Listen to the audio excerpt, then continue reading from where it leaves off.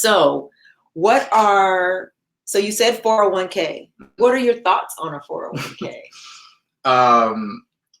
It's a game. The whole thing is a game, number one. Yeah. So it's how you play it. You either get played or you're playing it. Yes. And most people are getting played. I was getting played.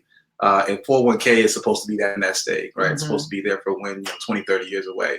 It's your money, but you can't touch it, or you can touch it, but you're said not to touch it until you're 59 and a half. Right. And then you won't be taxed. But if you touch crazy it penalties, then, if you touch it. Up to 5 times you can be taxed. And so that gives you the mindset, well, I'm not going to touch it. Well, what they don't tell you is that in a recession, it's not guaranteed it'll be there. As I mentioned before, the last recession in the senior citizens bracket, $1.4 trillion was taken away and not replenished. It wasn't put back. I lost $250,000.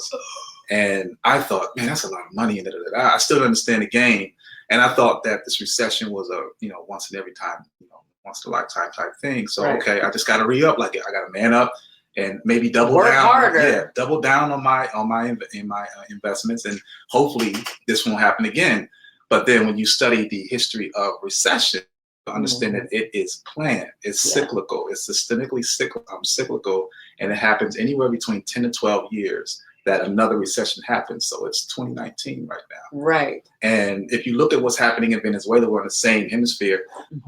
What's happening in Venezuela could actually happen here. And all it takes is, the market to crash or the hype of the market crash. So give us the high level of what's happening in Venezuela, because many people. Okay, so yeah, basically, their commodities is basically at stake. There's really nothing there for them to invest in. And the government actually has been tapping in to run the government. They've been tapping into citizens' checking accounts to run the government. Oh my God. And so, but